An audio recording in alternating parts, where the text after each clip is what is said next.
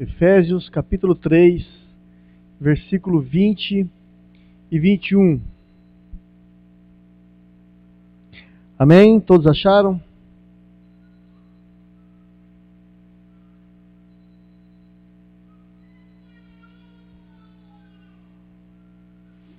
Diz assim a palavra do Senhor: aquele que é capaz de fazer infinitamente mais de tudo quanto pedimos ou pensamos, de acordo com o seu poder que atua em nós, a Ele seja a glória na Igreja e em Cristo Jesus por todas as gerações, para todo sempre. Amém e amém. Vamos fechar os nossos olhos, vamos orar. Deus, obrigado, Senhor, pela Tua palavra. Senhor, que nessa noite o Senhor, ó Pai, fale conosco, que o Senhor impacte os nossos corações, que o Senhor traga a Tua revelação em nossas vidas. Senhor, em nome de Jesus, que o Senhor, ó Pai, faça com que a Sua palavra possa, Senhor Deus, trazer frutos em nossas vidas. E Deus, eu peço que o Senhor também repreenda o inimigo das nossas almas, para que ele não tenha poder de roubar essa palavra ou de trazer qualquer atrapalho nesse momento. Pedimos a Deus a orientação do Teu Santo Espírito para o compartilhar da Tua palavra, em nome de Jesus. Amém e amém. Irmãos, nós temos aí então uma série de mensagens, cuja o tema é marcas de uma igreja que faz a diferença. Estamos construindo um pensamento juntos de como deve ser uma igreja que possui essas marcas, que tem essas marcas. E nós vimos a primeira marca, que era a centralidade da palavra. Uma igreja que faz diferença é uma igreja onde a palavra ela tem total autoridade, onde a palavra de Deus tem relevância, né? E nós estamos caminhando e vamos encerrar hoje a segunda marca de uma igreja que faz a diferença, que é amplitude na visão. E é por isso que eu quero voltar ao início desse tema e voltar à oração de Paulo, ao qual nós já trabalhamos alguns domingos atrás, e verificar o que Paulo estava pensando, qual a motivação quando Paulo orou e disse: olha, aquele que é capaz de fazer infinitamente mais do que tudo quanto pedimos ou pensamos, a Ele seja glória na Igreja e em Cristo Jesus, por todas as gerações e para todo sempre. E eu quero convidar você essa noite a ampliar a sua visão de Deus, acerca de quem Deus é na sua vida. Nós vimos lá que nós temos que tomar cuidado com a nossa visão, porque a maneira com que enxergamos a Deus e a maneira com que nós nos enxergamos vai influenciar na nossa ação aqui no reino de Deus. E eu quero que você, então, essa noite, junto comigo, amplie a sua visão e pense: quem é o Deus a quem você serve? Quem é esse Deus? O apóstolo Paulo, queridos irmãos, ele diz: olha, aquele que é capaz de fazer infinitamente mais. Em outras traduções, abundantemente além do que pedimos ou pensamos. Esse era o Deus de Paulo. Esse era um Deus grande de Paulo. Paulo tinha um Deus grande. Por isso que ele ousava fazer coisas para Deus. A pergunta é: qual tem sido o tamanho do seu Deus? A visão que você tem de Deus determina grandemente o seu cristianismo. A visão que você tem de Deus, querido irmão, em seu coração, determina a sua timidez ou a sua ousadia no ser cristão.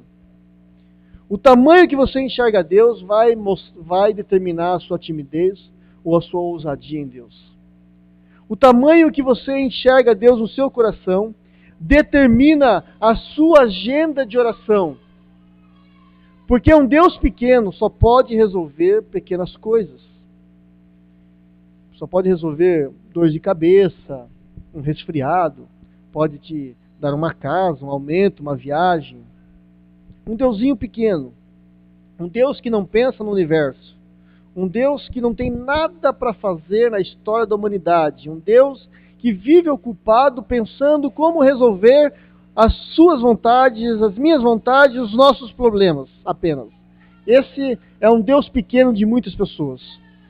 Gerações que veem Deus fazer grandes coisas são gerações que passam a orar pedindo a Deus grandes coisas. Homens e mulheres que veem Deus fazer grandes coisas em suas vidas são homens e mulheres que ousam fazer grandes coisas para Deus em suas vidas. Sabe o que me assusta, queridos irmãos? O que me assusta é olhar para as igrejas e ver adolescentes e jovens insensíveis ao poder de Deus. O que me assusta é olhar para as igrejas e olhar e ver uma geração conformada com as migalhas apenas. O que me assusta, queridos irmãos, é olhar para as igrejas e ver casais satisfeitos com aquilo que a traça e o ferrugem corrói apenas. O que me assusta é olhar para as igrejas e ver cristãos que não ousam no reino de Deus. E é por isso que muitas igrejas estão em dificuldades hoje. É por isso que nessa noite eu convido a você, querido irmão, a ampliar a sua visão, porque o texto diz, de acordo com o seu poder que atua em nós.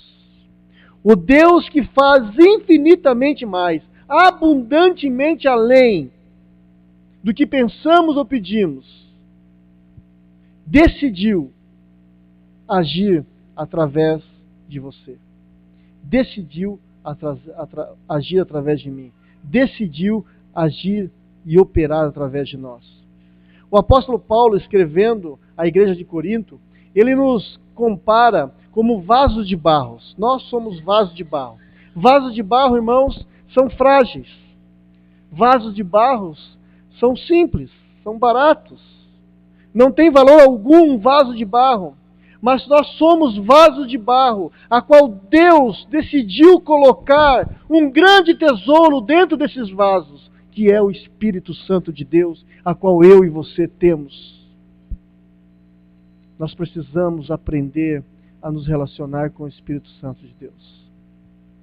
Isso não é, meus irmãos, coisa de ser pentecostal. Isso é bíblica, é Bíblia, é bíblico. Nós precisamos aprender a nos relacionar com a terceira pessoa da Trindade, a qual nos dá dons, poder, unção para fazer as coisas de Deus. Eu sou um vaso de barro, tanto quanto você. O apóstolo Paulo era um vaso de barro e não tinha valor nenhum. O valor não estava nele, mas o valor estava dentro dele, colocado por Deus, que é o Espírito Santo. E a palavra do Senhor diz, né, em 1 Tessalonicenses, capítulo 5, versículo 19, olha, não extingais o Espírito. Nós aprendemos, como reformados, a manter distância dessas coisas. Mas uma igreja viva é uma igreja que deixa o Espírito Santo de Deus agir. É uma igreja que atua através dos dons do Espírito. Isso, meus irmãos, faz nos lembrar duas coisas importantes. A primeira maior obra que Deus quer fazer não é através de você, mas é em você.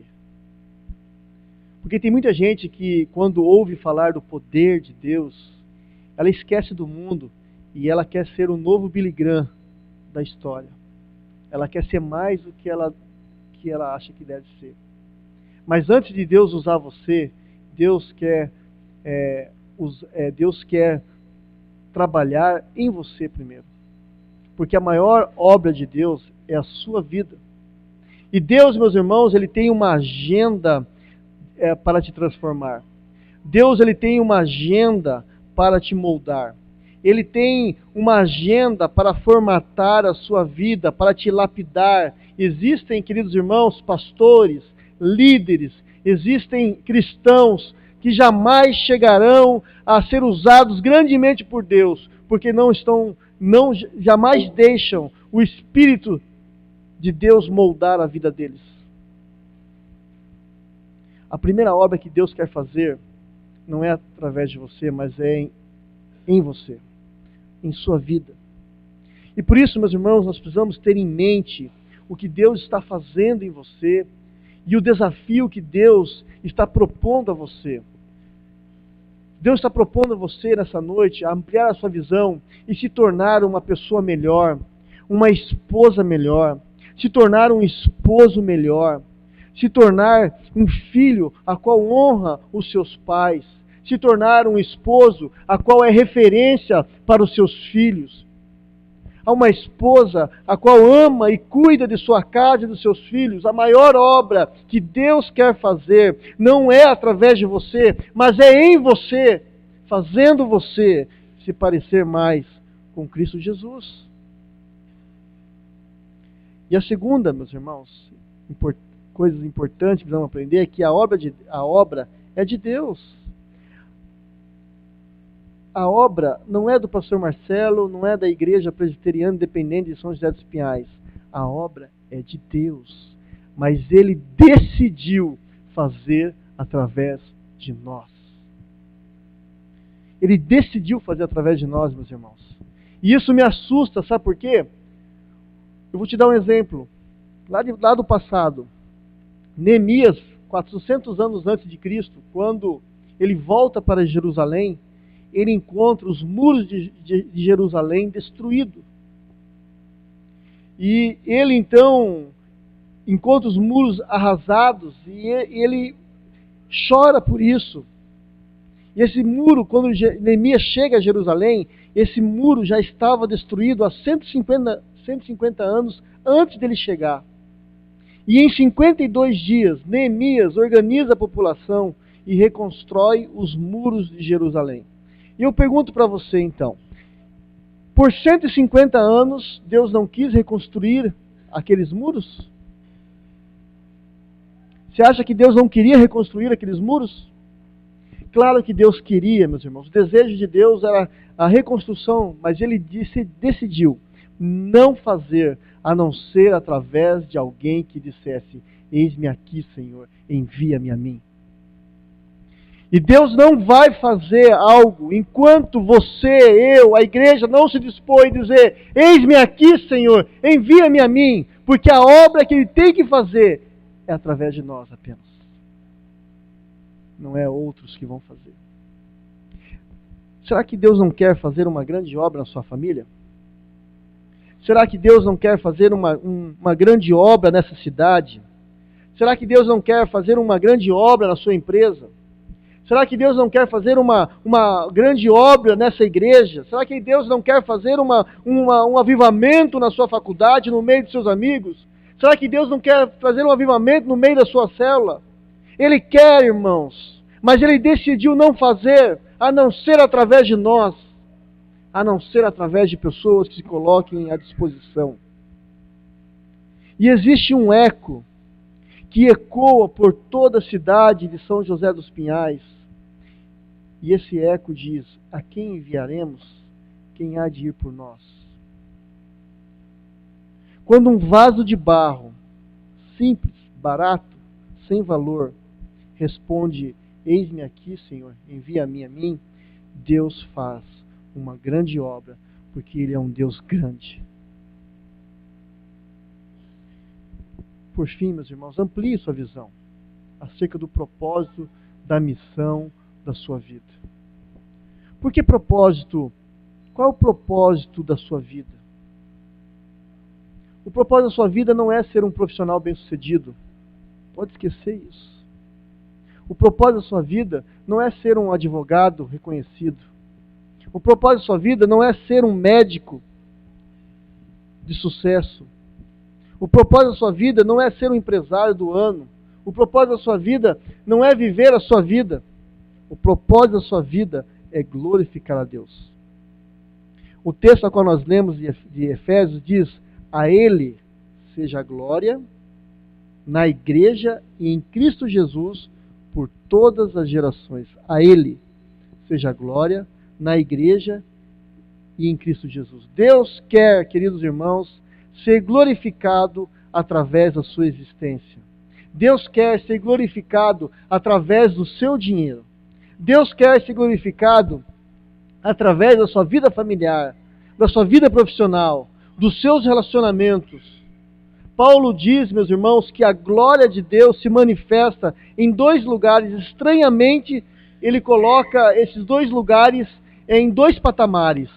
Primeiro, ele fala da glória de Deus em Cristo Jesus e a glória de Deus na igreja. Jesus Cristo, ele cumpriu a sua parte. Jesus, ele veio na história da humanidade, na sua vida, cumpriu sua missão, morreu na cruz, ressuscitou, glorificou o Pai e hoje está sentado à direita de Deus. Agora resta a igreja.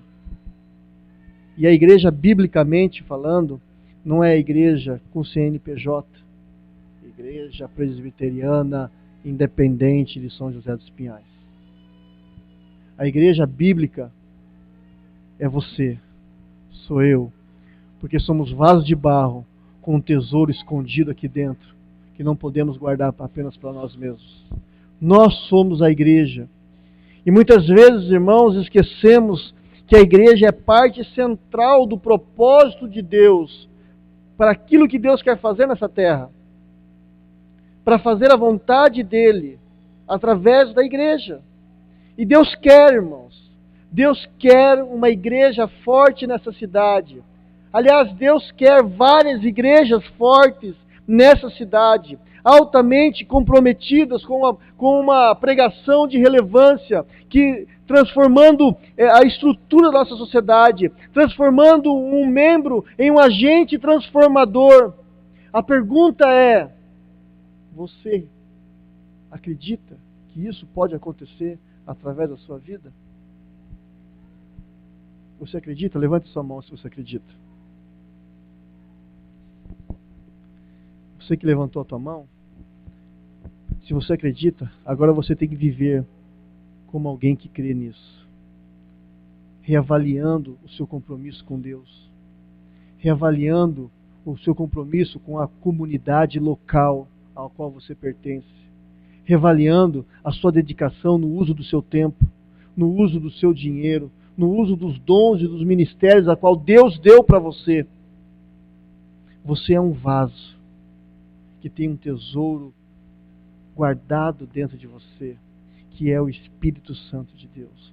Um vaso cheio de poder, um vaso cheio de dons. O que você tem feito com esses dons, queridos irmãos? Reavaliar a maneira que você tem servido a Deus com os seus dons, com os seus talentos, da maneira que você tem usado na igreja, porque Deus quer glorificar o nome dele através da sua vida.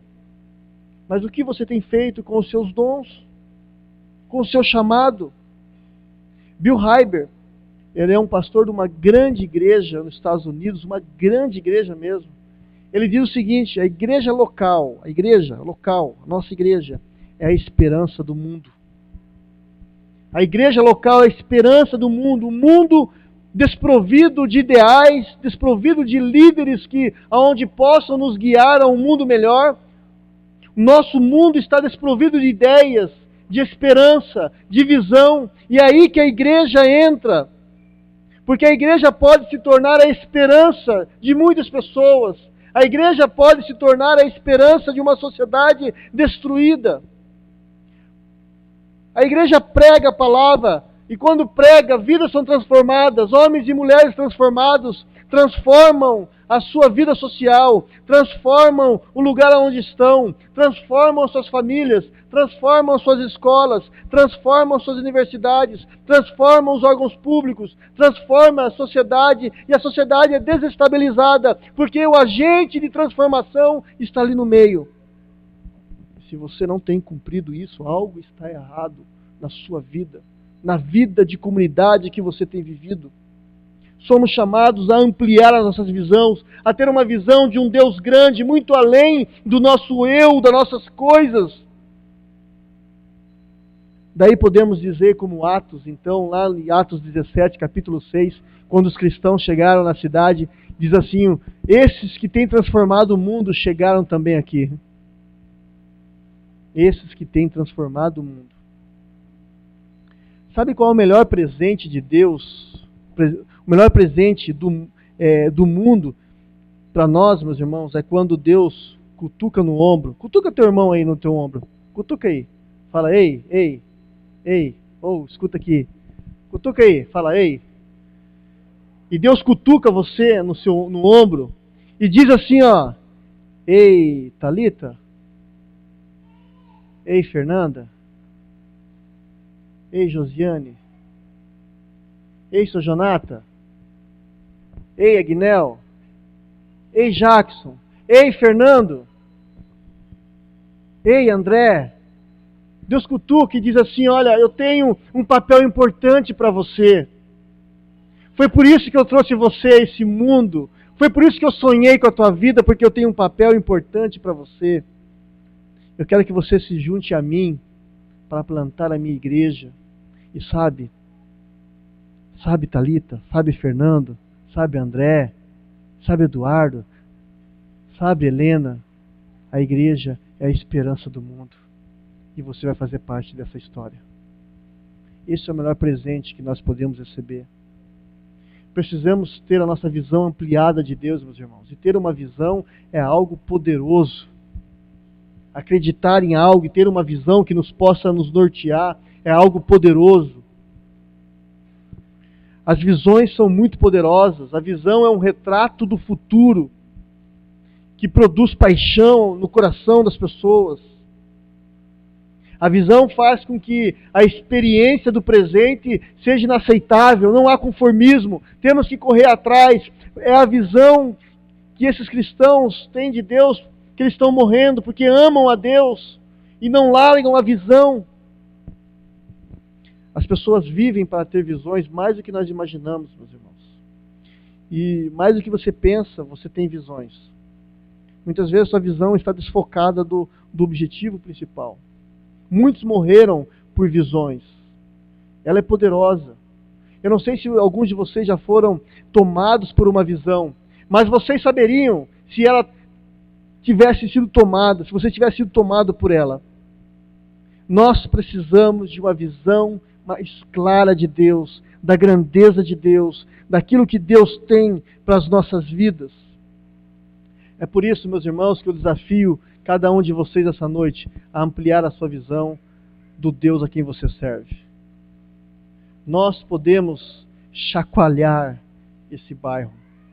Nós podemos chacoalhar essa cidade. Nós podemos chacoalhar essa nação. Nós podemos fazer tudo isso para a glória de Deus. Mas precisamos ter bem claro quem é o Deus a qual nós estamos servindo. Porque Ele vai usar apenas as nossas vidas para fazer isso. Você é um vaso simples de barro, com um grande tesouro dentro. O Espírito Santo, Ele quer usá-lo.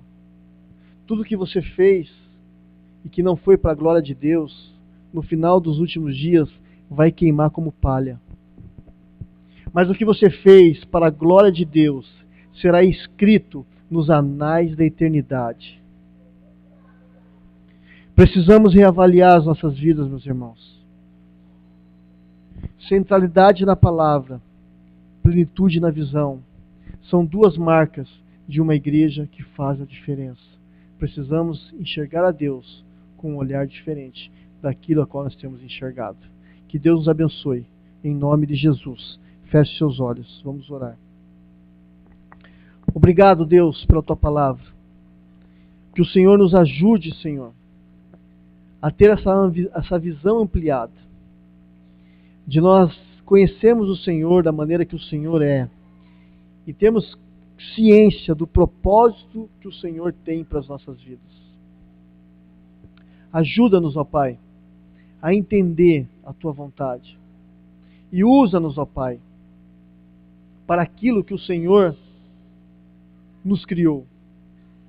Que venhamos cumprir com o nosso chamado, para que a glória do Senhor seja restaurada nessa sociedade, nesse bairro, nessa igreja, aonde quer que o Senhor nos levar, Senhor. Eu peço isso, ó Pai, em nome do Senhor Jesus. Amém e amém.